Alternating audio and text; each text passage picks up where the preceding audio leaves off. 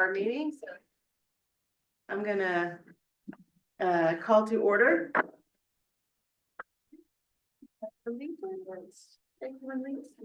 I pledge allegiance to the flag of the United States of America and to the republic for which it stands, one nation, under God, indivisible, with liberty and justice for all.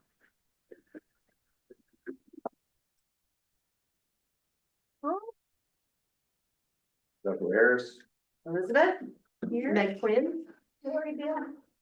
And online, we have Matt? Matt. I can see Maya's name. You do? Hi, Maya. Yes. Okay. All right, good. Hello. Okay, approval of the agenda would be next. Right before the meeting, I mentioned I wanted to add one item. And that was at the end, right after we discussed the Planning and Zoning Commission review of the site plan. I'd like us to vote on our own recommendation based on what they said, so that the council has their recommendation and our recommendation together.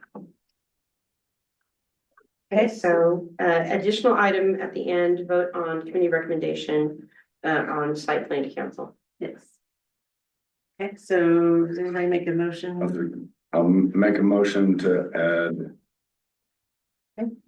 What I just said? what she just Yeah. said to the agenda. Okay, We'll approve the minutes, or approve the agenda as amended. okay, Okay, second. okay. All in favor? Aye. Okay. All right, approval of the minutes.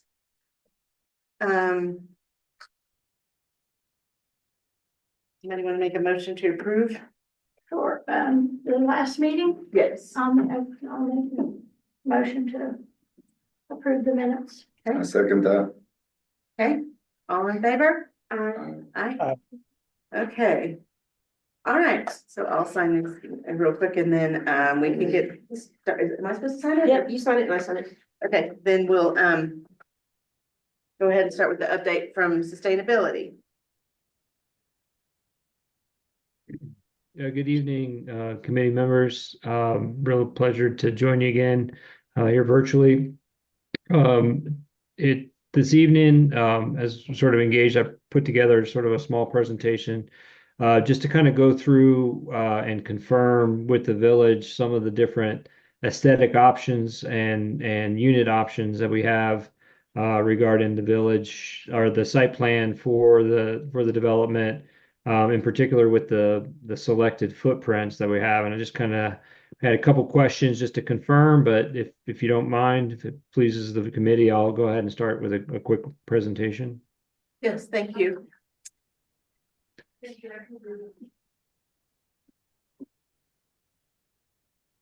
So if you don't mind confirming, you can see my screen. Yep. Yes. So on the model options that we had previously worked through with the village, there's a number of different unit models with 2-2 and 3-2. That's 2-bedroom, 2-bath, and 3-bedroom, 2-bath options. The square footage is there's a little bit of difference between that, and that ultimately results in the footprint. From the site plan that we were provided back to review and consider for this, we were looking at really the Voyage footprint, which is around 1,140 square foot, and the Clark, which is a smaller unit, but still provides a 3-2 optionality. Of course, that extra room can be used as a bedroom or for alternative use. So I guess this is what we've been working off of on our quotes and our engagement with the manufacturer and the installer on these units. I know this is what was identified also in the site plan. I guess one question and decision point that we would like to firm up on this is the exact models that we would be seeking to scope, just so that we can then start to finalize the pricing with the manufacturers on that. So this is one thing. I mean, I think there is some it's really going to be more even like for example, between the Voyage and the Mariner, you're looking at the same footprint. So either can still fit in there according to the site plan. but there's a little bit of cost differential just in terms of the way that the room is set up. It ultimately it's up to the village and this committee to decide and make the recommendation, but we would want to finalize what those are going to look, which particular models that we're going to be needing to scope moving forward. The other things are for the exterior and interior options as well as the skirting. So there are really there's three different there's two colors and three different types of exteriors, and the village can really decide. It doesn't have to be all one. In fact, a combination of exterior options would probably be recommended, just so you don't have the cookie cutter feel for all that. And really, based off of our discussions with the manufacturer, you can pick and choose any combination of it. This is the standard exterior. As you can note here, we've got the renderings drawn up with the little dormer feature over the front entrance for the units. And so this kind of gives a better feel for what the units will ultimately be looking like. This is the standard one. There's a colonial option that has a little bit of a variation in the color scheme that's going. And then the third, where you have two different colors between it, is what they're calling the Southern Ranch option. So again, little slightly different color design for the outside, and that you don't have to pick one. It doesn't have to be all standard ranch, all colonial, et cetera. It can be a mix and match of any of the six as we move forward and kind of putting those together. On the interior, really have sort of two color schemes, and this is what the options are. You'll see they'll have sort of a darker, more wood grain feel, and then what I'm considering like what you see in a lot of Airbnbs right now, which is that gray color with the white cabinets. Again, it doesn't have to be all one or other. It might be wanting to have a mix of those so that not all the units feel exactly the same. The renderings here give you sort of a feel for what that would look like in the units themselves as it's composed. And then finally on the skirting option, I think this has kind of been narrowed down over time. We've went ahead and accounted for, really based off of the feedback of this committee in previous meetings, three main options. That's the vinyl, the metal, and then the sort of I guess it's basically like the hardy board or the fiber board option. Based off of feedback, the fiber board and its durability was called into question. I agree with that, and so I've sort of taken that apart. We have out of the options, but I can put it back in should the committee decide. But this is really the two main ones. That we have the vinyl option and then the metal. I know previously we had talked about the sort of faux rock feature. We talked with the installer a little bit about that. The challenge that they have with that is long-term durability is really called into question for that. It just doesn't have a very long useful life. And because of that deterioration can really, once it starts to deteriorate, especially if you have harsh weather conditions like what you might have up in Angel Fire, it's not recommended as a good solid option. So between these two, between the vinyl and the metal has a much longer useful life. We're looking at something that would match probably the useful life of the units themselves, at least from a modeling perspective. The vinyl is still an option. You get this sort of faux rock feel with different colors that can match. So kind of just locking in which of those two options you want to have. On the metal side, there's a couple of different rib options, but there's several colors. My recommendation in our discussion with the installers on this is you use sort of darker colors that match the features of the houses. So there can be multiple colors that go into that, so that it becomes more seamless look as opposed to just a standard white on the bottom, which can look dirty over time. Certainly between these two, the metal, not just from a useful life perspective, is a lot more durable. And based off of conversations I've had with folks at the village, will resist some of the pest and rodent challenges that you might have from chewing through the material over time. So that's kind of the end of the options that we're at right now that we kind of need to select to provide sort of an overview of where we're at. We're really, by the end of the month, trying to just lock in those remaining aesthetic preferences, the colors, the skirting, the finishes, et cetera. we'll want to confirm any of the annual maintenance needs and budgets, and that's something that my colleague Connor Goss, who's on the call tonight, is working with Rocky on.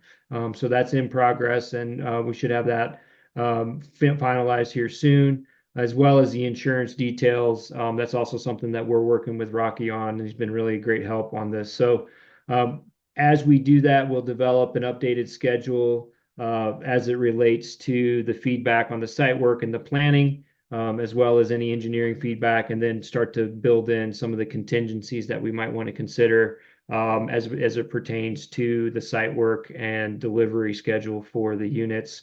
It's really going to be a good exercise in coordination to essentially enable the manufacturing of the units to occur, and then delivery schedule to happen as the sites are prepared. And so we'll be working through that to make sure that that is in alignment, and that we're not getting ahead of ourselves on one side or the other.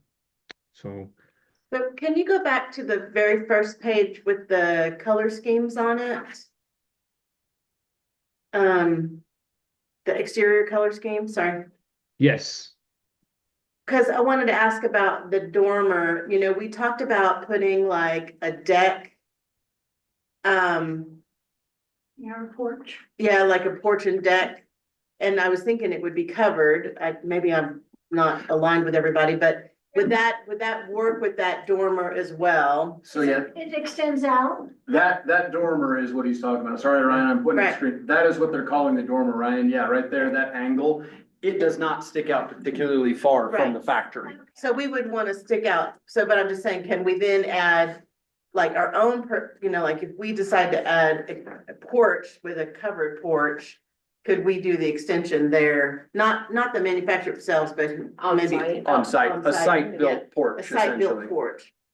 I'm just, I like the dormer look for sure. Just want to make sure that we have, Yeah, I agree with you. yeah. It would make a big difference. I mean, don't you think we could do that? I think so. What you're really talking about is a roof extension. Yes, exactly. More than the porch. You're talking about 2 posts Yeah, and then whatever roof material we are gonna select. Ryan, those look like composite shingles on there. Am I seeing that right on the screen? That's correct. So we would likely just need to match the color if we wanted to do a 2, 3, or 4 foot roof extension. okay, So I think that would be a good option to have in our back pocket. That's gonna make the wish list, right? Right, The sure. same way with the deck, because the deck he has shown there is essentially the lowest cost deck that you've gotta have to get stairs, you gotta have the handrails by code. right. But in theory, a more premium option would be to extend not only the roof line, but the deck underneath of it to have a nice, Nice little the full width sit of that outside. dormer deck. That's just gonna come down to the cost and Right. how much. I mean, we might have to find a deck guy and say, hey, I got 30 of these. What kind of wheeling and dealing can you do? For some volume, right? Right. Yeah, I think those are great points. I think also consideration is on the site plan itself. Those are pretty tight in there. There's not a lot of room for a lot of extension on that. I think a little bit on the roof or something that goes over the doorway is possible. But as I looked at the site plan, big, giant, beautiful decks that can be put out there it might have to look at a couple of options there. I think we'd want to look at the units themselves. There might be sort of something else that can be done on the end of the building as well as just a feature for recreation. But yeah, that would be sort of an add-on after the fact. I think any site-built wish listy type items we should keep in mind, Right, but that's gonna come down to a budget question. yeah, I just Right. want to make sure that it wasn't gonna cause like problems with that angle of that dormer, and I think it'd be fine, okay. And, so you want us to, so this is really kind of the first that we've seen the colors, so we probably need to print them off and have everybody look at them, and then just have another meeting to make a decision on those. And I like the idea of mix and match. I don't think we should do all one. No, It all, we don't want to look at an apartment Right. complex or. Right, and I think you guys will know better than me, but I'm guessing the interior options are gonna go better with one of the different Right. exterior options, like the super bright interior, don't put with the very muted, Right, you know, right, exterior, right, but and yeah. I'm kind of the same way. I think we should have a mix and match of the interiors as well, you know, if we can, yeah. So, okay, Why did you pick the Voyager over the Mariner? I thought that we discussed that before, didn't we? We took the Mariner, but we Oh. don't know why you picked the Voyager. I thought we had taken the Voyager. No, we took the Mariner. That's fine, that's fine. It's fine. So what I will, So having, they are already somewhat mixed and matched by the layouts. It might look nice to have some consistency of colors if the layouts are different, but So, yeah, I think my biggest concern on both of, on whatever option we had was just to make sure we had a double sync in the master of both of these do, so. I'm either or, you know, if we had discussed the Mariner, then maybe we should. Go back to the Mariner instead of the Voyager. do you have the floor plans handy there, Ryan, that we could look at? The bedrooms are slightly bigger. Well, that's good too. Yeah, because the other ones are pretty small. I mean, 8 feet wide is pretty small. Yeah, that's pretty small, that's like a twin bedroom. Yeah. Yeah, And both of them are 8 feet. okay, so that's definitely important, I would agree with that. Yeah. Okay.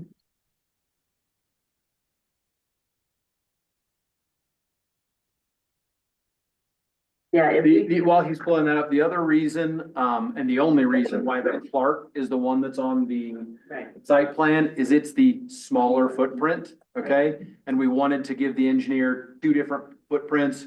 We told him to weight it heavier towards the larger one.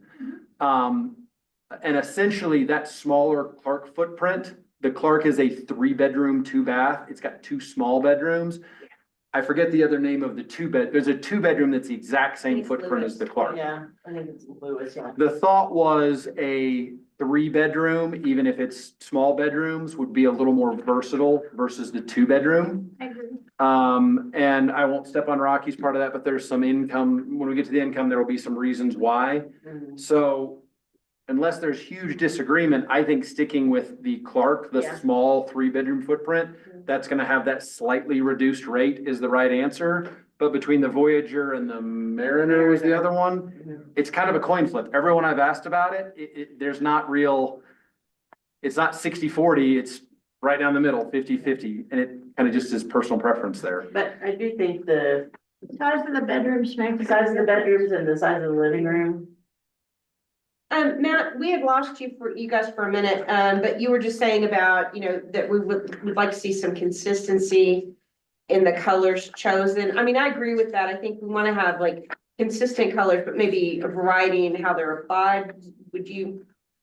yeah, I was talking about the exterior in particular, just thinking about like, you know, if you're seeing units that are clearly kind of different shapes and sizes from the outside, that provides some variation in and of itself. And Yes.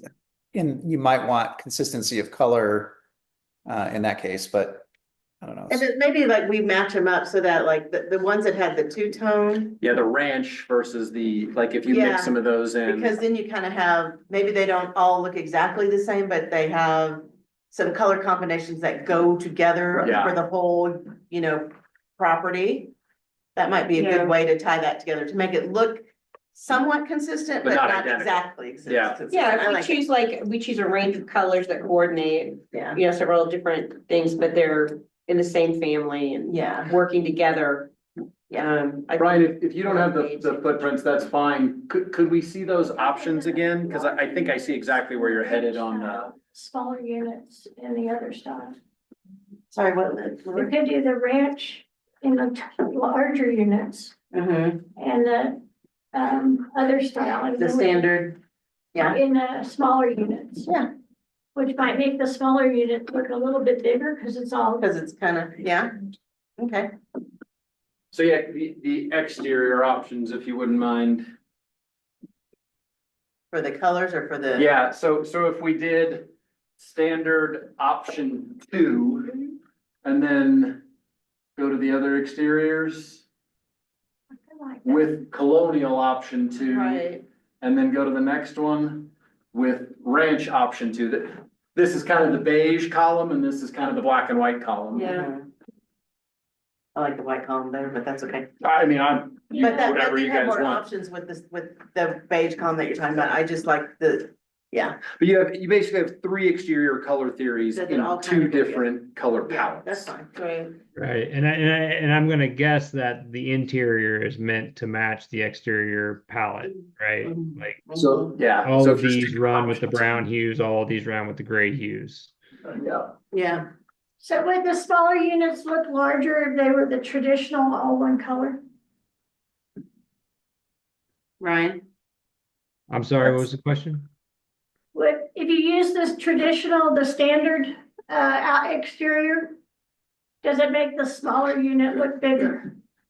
Oh, that's a really good philosophical question. I don't know if I'm qualified. Honestly, it probably would. But I'm with Ryan. The only thing I don't like about the white exteriors is keeping them clean up here with our mud and everything. It is Saying one consistent color is gonna probably make it look larger. Yeah. possible. And then if you did the other units in the other style, Mhm, the bigger one. mhm.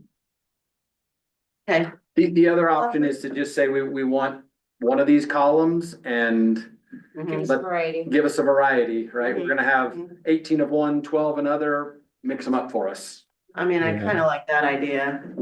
So But, you here's know, the two footprints for, this is the Voyage. You have the primary bedroom with the bath and the two sinks on the one side, living room, kitchen concept. The other two bathrooms with the his and hers. On that end, the Mariner is kind of a little bit more spread out. So you have a primary bedroom, the bath is, and the closet's a little bit different layout. The kitchen is a little plainer, and then there's more open living room space. And then the his and her bath, just the layout's a little bit different on the back side.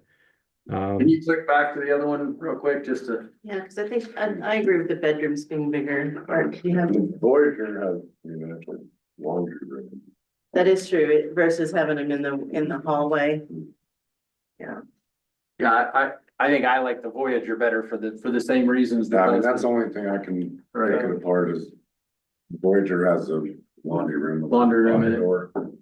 Now, one thing I did notice also on the Voyage, today when I was going through this, is they have here on the back optional Oh, more windows. freestyle windows, so that would add additional light and instead, I think, the Mariner did not have that same option to add additional windows on the backside. And so if it's something that you'd like, I can explore that. And if that's something that a feature we'd like to have included as an option, we can certainly do that. The Voyager also has the option for the master bath to have a shower instead of a tub, Can I see this again? Yes. whereas the Mariner didn't. Yeah, I was gonna say, can we opt for the walk-in shower versus? I mean, I know the realtors always say, you gotta have a tub, and I'm like, give me that shower and, the tub in there. If you have a tub in the You do. Right. secondary In the half bathroom, bath. then Yeah. That one has a laundry room and you can put a I shower. think the in. walk-in shower in the There's masters. windows in it. So it sounds like you're on Voyager with the walk-in shower team too, then. Yeah, but I still like the larger bedrooms. I think this 8 foot, that's hard to get a double bed in even. For 8 foot wide, 8'7". 8x10. I lived in an 8x10 dorm. That was a dorm room. Yeah, Yeah, Ryan, I think if you could ask if those window options might be a possibility on the Mariner, we might be. yeah. And like I said, we'll have another meeting to really go through these and make a decision, because we've got other things on the agenda and we didn't have a vote for this particular item. Yeah. Well, So we'll just set a 30-minute meeting, just a quick meeting at some point if y'all are okay with it. Ryan, if you could send us that presentation, we'll ask all the committee members to kind of tabulate their preferences before the next meeting. And we will then generate the recommendation to council based off their feedback there. And we will do it in May. We will get it done in May. So, Very good. Yes, I will do that. I think I've sent them previously, but I can resend the different footprints on the units if you'd like as well. yeah, I just think that Voyager and the Mariner is really all the ones that we need now. Yeah, I think we're settled on the Clark. Yeah. It's just between the Voyager and Mariner. Does anyone have a difference of opinion on the metal for the skirting? Does anyone want the rock? Yeah, I didn't think you said that wasn't an option anymore. No, the hardy board, well, there were two. So there was these, from his presentation. The hardy board, actually, I think Councilman Weeks knocked the hardy board. He's like, nope, I've seen a rat chew through it. Don't do the hardy board. But it was that faux stone that he had up here earlier. I prefer the metal, and I agree, just do the metal that matches your color palette Yeah. Mhm. or darker than your color palette. Is there any? Yeah, I think there was two things we were looking at that. One, you had the stone look itself that had like actual, it stuck out and kind of mimicked what a stone foundation would look like. This is just vinyl that just has texture. It's just stone texture. It's not actual that. This is what the vinyl options are. But certainly I would say durability wise, it's probably, we would model it at half the useful life that we would on a metal. And the metal, and the whole thing about the rodents makes a difference to me. Yeah, so basically Councilman Weeks didn't like the hardy board. Sustainability Partners didn't really like the faux stone, so we're down to this vinyl and metal, and I think it's pretty unanimous that metal's the better option, unless anyone disagrees here. Do you have a question? Do any of them have any kind of styrofoam insulation or anything? So this is just the skirting. I don't know what the insulation packages are behind that. Ryan, are there different insulation choices for the skirting, or is it pretty well standard? Pretty standard. We haven't dug into that, but I can get some responses on what our options might be behind it. That'll make a big difference in the winter. Yeah. Yeah. Okay, so we will for sure make a decision about all of those things and get that for the end of May, so you can move forward with that. Great. Okay, Thank you. Appreciate it. thank you. Thanks, Ryan. Okay. Update from council liaison. So, it's probably best if Rocky and I just both go here because several of the updates are kind of overlapping. It appears we have the approval to self-perform all of the site work. We had a meeting, what was that, 2 weeks ago with? Yeah, that was a few days ago. Well, it was just a couple meetings. No, there was, so we had a meeting with, the manager and Rocky and myself with Housing New Mexico. We're basically down to the last couple of signatures before they actually send us this $2.4 million worth of grant money. So we were essentially just going through timelines with them. The big question is the one that Rocky has next, the income limits. But it appears that we have been blessed to self-perform all the work. For those of you that have been seeing the work around town, Public Works did all the grading behind Village Hall. If you watched the meeting we had on Tuesday, we just approved all the turf order for the events, temporary stuff that's going on back there. If you've been out to Allen Fields, you've seen all the village equipment that's getting ready to run the water lines out there. So order of operations, it went Event Center, Allen Fields. I think the fire station is next. So this is all site work that Public Works is doing. So the fire station is next, and then there's another one before. No, there was one in addition to Allen Fields, like, the airport. They have some site work to do out at the airport for balloons. And so that's, so that we can do self-performing work and get reimbursed through our grant. Correct. Now, how we're gonna handle that accounting internally is still a bit of an open question. In other words, if the more money that Public Works bills out of the grant, that's less money left behind to purchase units with. So there's some internal discussions going on about how much of that we want to do. In other words, taking grant money to essentially pay salaries and things of the guys that are moving the equipment. Or do we fund that another way, thereby leaving more money to pump into the purchasing of units to bring the rents down? Okay. So that's not a question we're gonna be asking you guys to look at. That's really Public Works is saying, here's how much this is gonna cost. Here's how many weeks of work it is to prepare the site, all of that. Well, one of the things that's really gonna be helpful is that we can lease equipment, on this, so. That'll be a real lot of help, because the more equipment that we have, the more we can put more manpower on these projects. And we did get confirmation from the grant that yes, we are able to use grant funds on equipment leases, but it's paperwork that we have to go through and Right, do properly. right. So let's let Rocky talk about the big one. The concessions that we got on the income caps is really the biggie. Okay. We were shooting for, 80%, we're at 50%, that's what we were before on the income levels. 50% of the very low Colfax County AMI, okay? And so I was shooting for the 80%, which had given us a lot more. They didn't do that, but they changed the 150% to 200% of the same level that we were at. So it gave us, for one person, the income maximum would be 99,000. Versus before it was 74 or something like that. Oh, 78. okay. Okay, so for one person, the maximum would be 99,000, for two people, it would be 113,000. Okay. And for three people, it would be 127,200. Sorry, 127,200. 200. And then four people, it would be 141,200. Is the maximum Household income. This is combined household income, whether they're a family or whether they're two renters. Two co-renters or, Co-renter, Correct. whatever, they combine their income, and it has to be done this. Or it would be hard to do, but in theory, if you could get three with 3 bedrooms, but that's gonna be, I don't think we have a lot of income there. The other thing we got clarification on is this table says persons and minor children do count as persons. okay, So if you are a single parent with 2 children, that is 3 persons on the income cap. So that would be, See, in that case, yeah, 127,200. That's pretty good. right?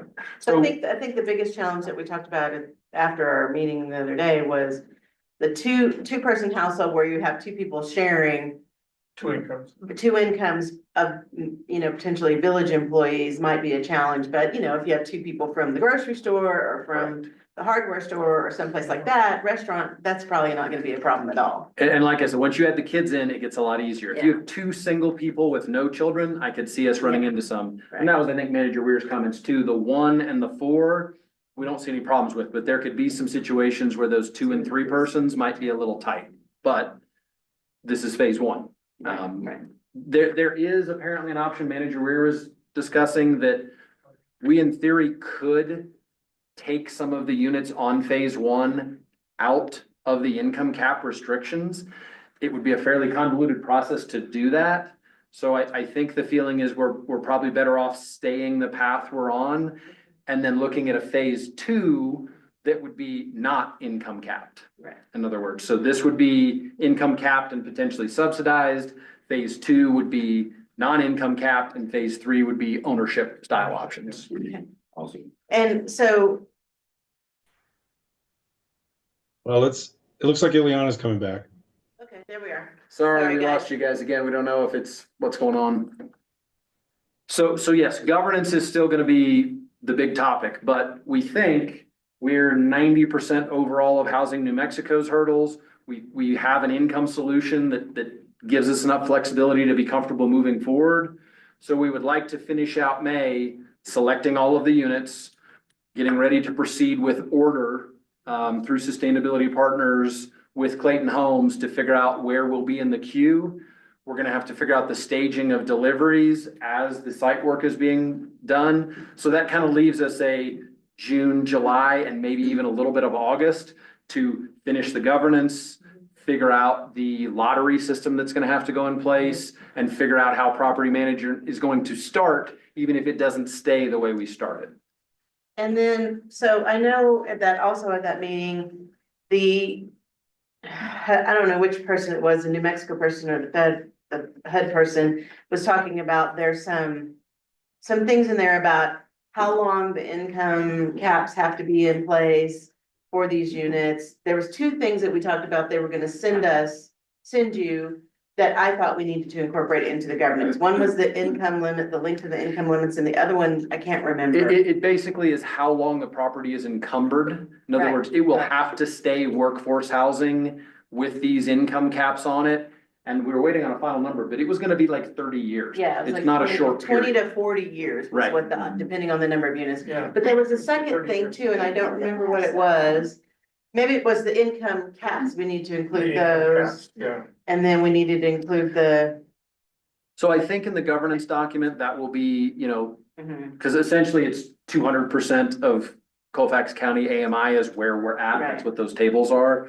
So I think in the governance document, we would just put that language in there and then via resolution every year, when we get the new AMIs for the county, we'll say, okay, based on that calculation, here's the table. Because we'll have to redo it as the AMIs are going up over the 20 years, right? Something to do, I just can't remember, Hmm. but there was two things that we had to make sure that we were following. Oh, was it the procurement guidelines question? Yes, procurement guidelines, making sure that we Yeah. follow the procurement guidelines. So what they wanted to know, for those of you who weren't on that meeting, we are following state procurement guidelines, which should keep us in line with the HUD procurement guidelines, but they were just wanting to make sure that that overlapped entirely and we weren't doing something with state that wasn't allowable via HUD. And so they've got that process down and they pretty much agree with that. Okay. They do have some questions on, sustainability partners, not being on state contract. And, they wanted to see the RFP process that the village went through to procure them and get them on a contract here. Okay, And so I've given all that information. They did have some questions on the Purchasing Cooperative of America, PCA, which is what Sustainability Partners belongs to, and they're on that list. okay, And so I don't know much about that. I did some studying today and I'm waiting for a call back, but I do have a meeting with New Mexico, Housing New Mexico tomorrow to answer some of their questions. And I think that's probably the last. I mean, if I can get through those questions, I think we're okay. So that is the hope, is that we're getting to the end of the May workload. Rocky has been all over this, trying to keep Housing New Mexico happy. Let you guys go through and make your recommendations on colors, on all of that, so that we get to the end of the month and hopefully we know when we're getting the money, we're ready to turn Sustainability Partners loose. He's closed that out, but one of the things, we went back and forth on, if you saw on their insurance. So we're trying to figure out, okay, what are all the costs that we haven't accounted for? And Rocky went, to the municipal league. That's who the village gets our insurance through for all of our structures in town. And initially, I think the response is, oh, no, these are leased units, just have Sustainability Partners provide the insurance on it. Well, we could do that, but ultimately the village ends up paying either way, whether we're paying it through Sustainability Partners or paying it through our own insurance cooperative with the state. It's gonna reflect in the rent. no matter what. Correct. So those are costs that are associated. So unit cost, site work cost, insurance cost, maintenance cost is what Connor is on that he's been going through with. There's another discussion happening there. So this is gonna be basic maintenance. Like, have you changed your filters? right, Did you have some weather stripping that wore out and needs to be replaced? So we're having some conversations internally at the village that, okay, do we basically pay for that through Sustainability Partners? Or many of you may not know, but we have a full-time maintenance department with the village now. And I think we're up to 2 full-time headcounts on that, and we're looking for a third. And that's things like, you know, mowing and just maintenance of village buildings. So would we be able to throw those things under their umbrella from a cost perspective and have maintenance? So what I requested from Sustainability Partners was a list of every maintenance item that would cover the home from the ground up. And a checklist and kind of look through that and a cost. What is that gonna cost us? Right. And then we could go through that, we could uncheck, say, okay, well, maybe we can handle this one. Maybe we can handle that one. And go through there and see what we can do versus what they can handle. Okay. And then that would balance out maybe, you know, with Right. the cost. Right. So I'm hoping to get that. And as far as insurance, I did get insurance, which is around $300 approximately per per year year. for each unit. Well, I gave that to you right here. Yeah, are we gonna, and I think we said, I don't remember in our governance, but we talked about it. Also, maybe having the renter have renter's insurance. Yes, I think that's how it's in the document right now, is Okay. that the renter is required to provide their own renter's insurance as opposed to us providing it. Yeah, And that's pretty standard thing. Yeah. Leases, you can choose to or not to, but yeah. you can definitely choose that as a Yeah, but that's limit. like $30 a month.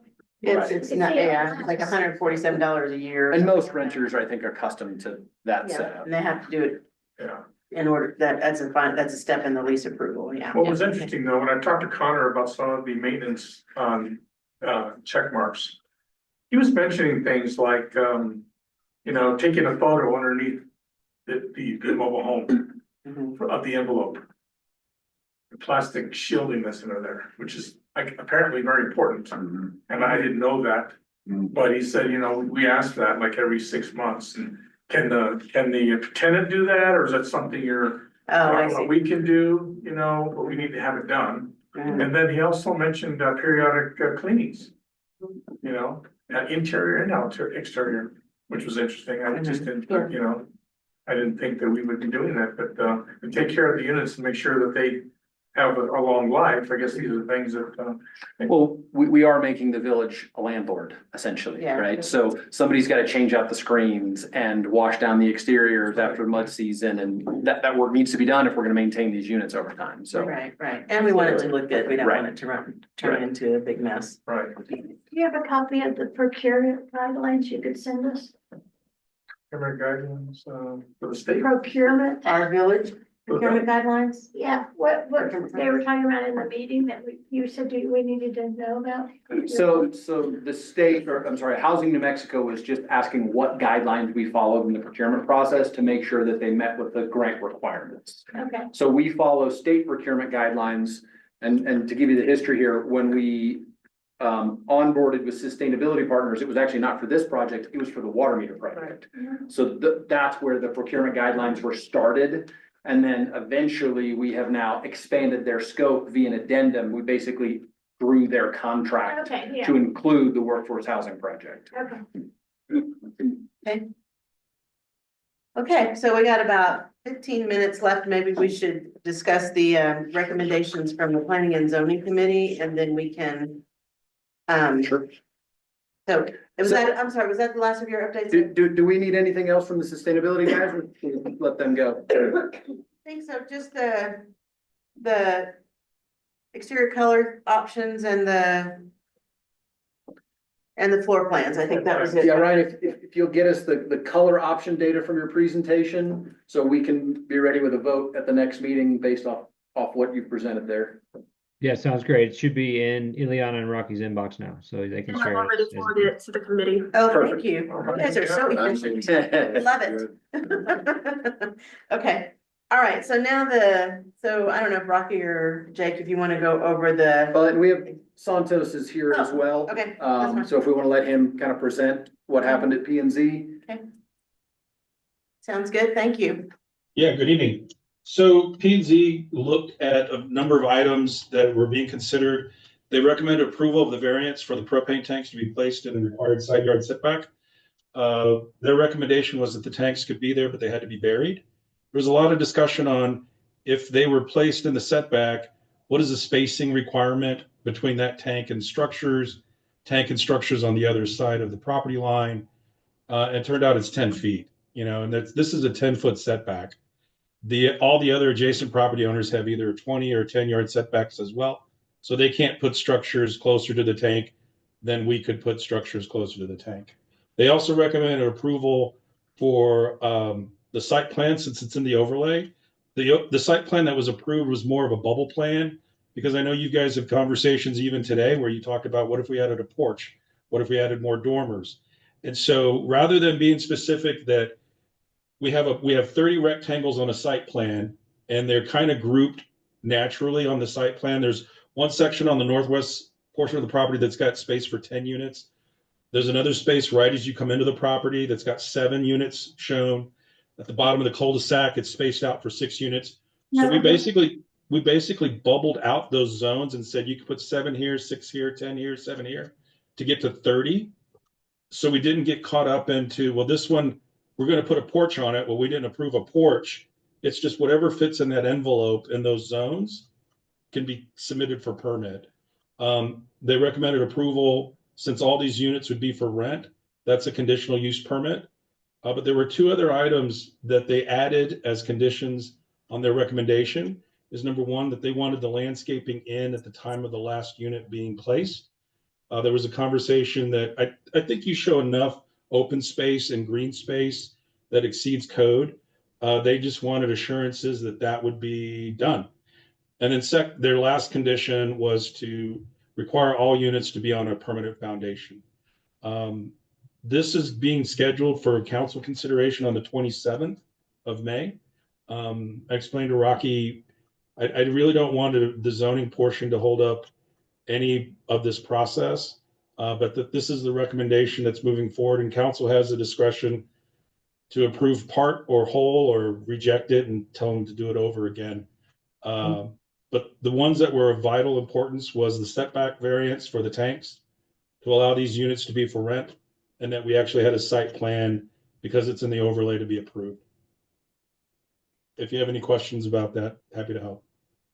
I think the biggest question, at least, Well, Was- there's two questions. Okay, go ahead. The first one is the landscaping.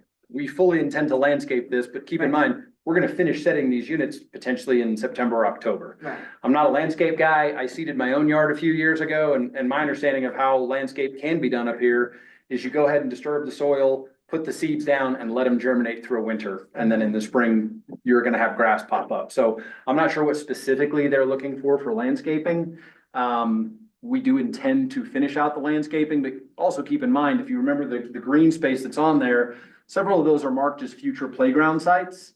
One of the things we're gonna wanna do is start grant writing for those playground sites, because there's money out there for playgrounds. If we can find some, we'll get that in there quicker. So we'd rather not go in and landscape and then come tear that back out to put the playground in. So I think it makes more sense to give us the winter of 25, 26 to do whatever initial seeding we need to have happen, but really plan on the landscape being finalized next In spring, 26, summer right. in 26. I think it just makes sense from the seasonality perspective. And then the second, I guess, question was the permanent foundation. I don't have a problem with permanent foundations, but there's several things that are gonna factor in there. One is gonna be cost. What cost is that gonna add, and thereby the rents? But there may be some advantages to doing permanent foundations that we haven't considered. We can certainly consider that, but I don't think we're gonna tie ourselves down to, we're gonna do a full concrete foundation on all of these. I think it's more likely and more cost effective that we're gonna do some type of pier foundation with the skirting around. But again, just like this committee, the P and Z committee makes recommendations. Right. They have recommended what they want council to see, and it's completely appropriate if you guys wanna make different or the same recommendations for council to weigh in on the 27th. So those two, I would say, are suspect just from a cost and timing perspective. So I think on the permanent foundations, at our last meeting, Kurt was in the back and we asked him specifically how much more the cost would be if we did permanent foundations, and I think he said 5 times as much for a permanent foundation versus the other foundation. What that wasn't, maybe it was Yeah. $7,000 or $8,000 Right. more per unit, I don't remember, but, and then my concern about that is the timing, because I don't know a lot about concrete, but I don't see a lot of concrete go down and then you build on it 3 weeks later. I don't know, but so I was more concerned about the permanent foundations being something, and whether utilities had to come through those and, that kind of thing. I just don't know. Both of those are gonna impact the schedule Mhm. and implementing this year. So. But I'll let others speak. My only thing on it is if as long as we don't plan on doing anything with these other than using them and then hauling them off, then they don't need a permanent foundation. Right, well, Because later you can't get a mortgage on a manufactured home that's not on a permanent foundation. correct. That's the only pro, or well, not Right. the only pro, but one of the big Right. things, like, as long as we're just gonna use them. Well, And get rid of them, and they're never gonna be for sale. and we are signing up to say they can only be this for 30 years. Yeah, Right, 30 that's, I years. mean, we're locked into that. Yes. So, Yeah, So then there's no need for a permanent right, foundation. right. I'd like to hear from Matt and Maya real quick before we cut back to Santos. Do y'all have any questions or concerns about the permanent foundation or landscaping? Matt's shaking down. Beyond my field, I have no idea. Maya, any thoughts on that? Yeah, the permanent foundation sounds nice, but it also sounds cost prohibitive, so. Okay. Laura, I think Santos had a comment too. okay, Yeah, just a reminder that, again, staff is pushing forward with the first two conditions that I think really are most important. Can you put the propane tanks in the setback and bury them? Can we put these out for units for rent? And is it a site plan that has been approved by Plan Commission and Council so we can start getting permits? Staff has no interest in determining whether or not we should have it on permanent foundations and the timing for landscaping. we agree with all those comments that have been said at this committee, and that there's a cost factor. And you're correct, landscaping is not something you can do year round. And that if you said something like landscaping within 12 months and installation of the final unit, but that's, again, staff thinks that's outside the original request, was the variances for the setbacks for the tanks to allow these units to be for rent and to have a site plan approved prior to them being delivered for permitting. And so if this body would like to make another recommendation for the council to consider, I think that's well within your purview to do it. I just don't want folks to say or feel that that this was a recommendation staff is embracing all of the elements. Staff is just looking at what is the fundamental ask, and we agree with those fundamentals on the setbacks, allowing for rent, and having a site plan that we can approve for permits. That's all. So if I may, wait, before did you have any comments or? I don't know. And you're good. Okay, so if I may, what I would recommend is that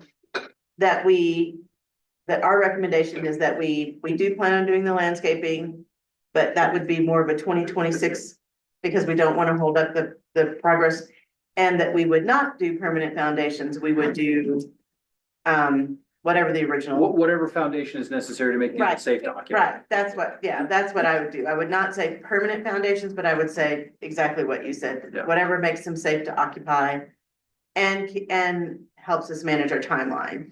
So if anybody has any objections to that or wants to change that, let's, or is everybody kind of generally okay with that? We can vote on that. But all the other recommendations about the propane tanks and being buried, I agree with all that. That's, yeah. Yeah, That I makes think it, that's what we all want. yeah, I Mike, don't want kids climbing on propane tanks. So if you're gonna send this to council, I might recommend that you have someone make a motion to spell out what you just said, but also add some language in there that we will have a final recommendation on the exterior color blend. Okay, Cause I don't think we're gonna make that before council Well- meeting's 22nd. 27. 27th. I was gonna, Oh, I okay. was going to say, 7. I was gonna ask Seven. our members when they wanted to meet. I'm gone from the 21st to the 23rd, but I can make time to do a Zoom call, so I'm available. The only night I can't do that is on the 21st. Cause we have plans on the 21st,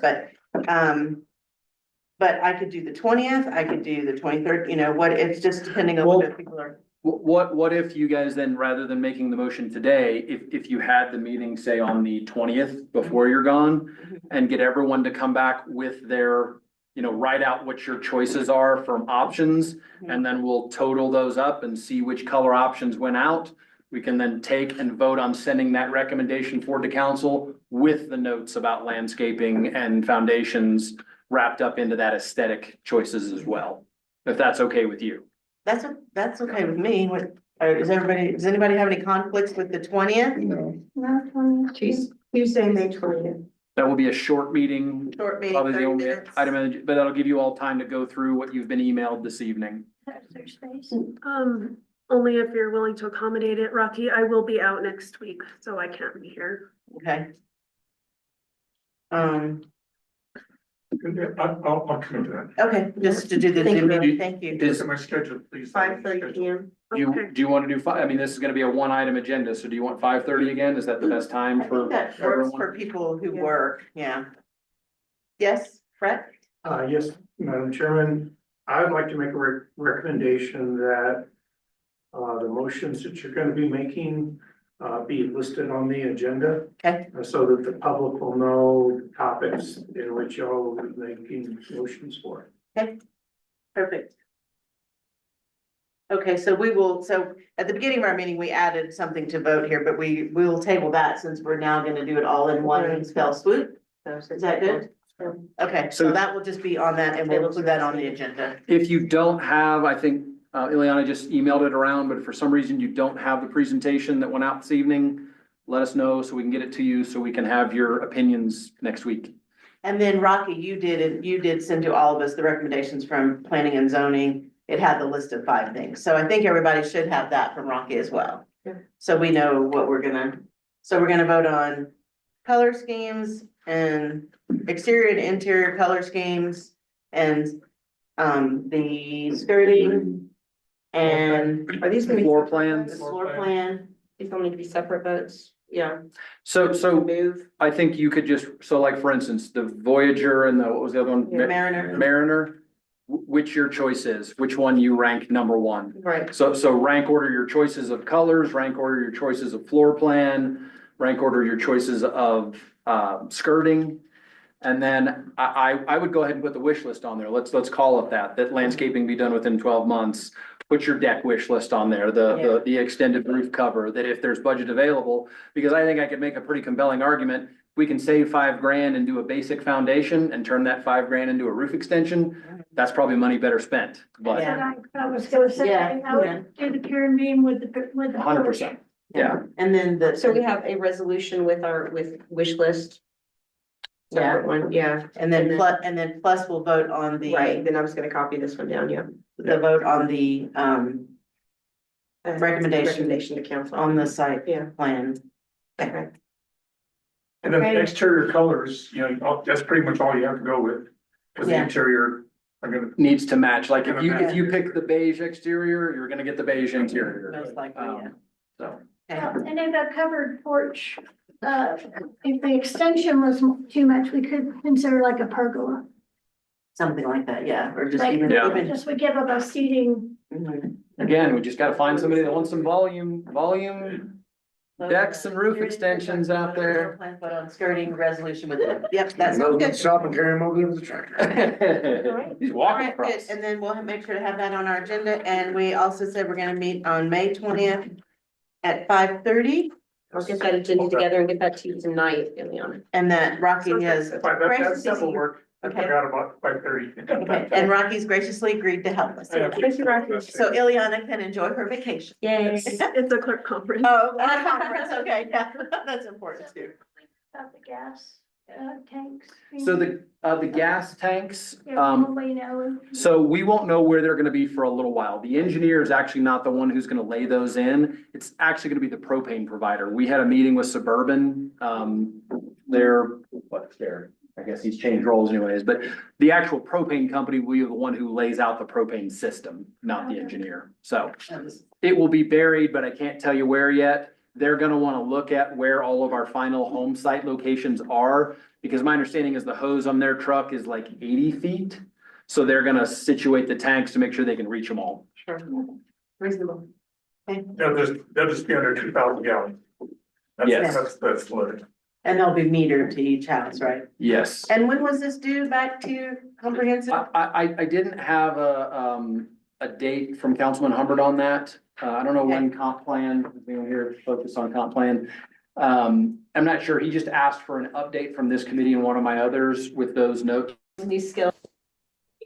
The comp plan is meeting on 22nd. Okay, so yeah, push that one into June. We won't have that before the comp plan's meeting on the 22nd. Okay, So that will be June, and then governance will be June, July, July, yeah. and lottery system. Yes, which I was including as part of governance, because it's how we're gonna fill the rest, so. Oh, right, Like our okay. mission and, you Okay. know. All right, very good. So Lori, Oh, these are you volunteering? I get this, I get. Oh, wait, Santos wants to say something. Yeah, thank you, Madam Chair. This is not related to the workforce housing project, but there was a conversation that just started. I heard some talk about the comprehensive plan. We're asking all committee members, all committees to help with the town hall session at the June meeting of the resort members. Yes, We're gonna set up a room across from their luncheon, and we're gonna have boards that highlight all the work that you're doing and goals and objectives, so that members get an idea of what's going on in the village, from Liberty Square, Frank Young Trail, housing, all of the above. So please be mindful. I think it's from noon to 2 is when we're going to be set up, but just to put that on your agenda for future reference. Thank you. I did send an email, and I am actually gonna be at my son's graduation in Michigan on the 21st, so if someone can volunteer to man that, one or more of you volunteer to man that table, Lori, okay, great. When was it? The 21st, June 21st of June. This is, yeah, this is the AFPO annual meeting. So it'll be what, 300 or so Yeah, homeowners there to have the annual voters meeting, have some barbecue or whatever's And being everybody served. could be there. Yeah. We just need to make sure at least 1 or 2 people are there for sure. So, We'll see. okay. What about Matt or Maya or May? I'm gonna be in Illinois then, unfortunately. Okay, I'll be there in my resort capacity. oh, okay. You're working officially. I then. am. What about you, Maya? Are you available on the 21st from noon to 2, maybe? I tentatively have to do a deposition that day, but if it doesn't actually happen, then yes. Okay, okay. All right, so that's good. At least we got Lori and then potentially Maya. Great, okay. All right, well, I think we're all done, so appreciate everybody. And then we'll see you in a couple of meetings. We'll adjourn our meeting. Perfect. Thank you all.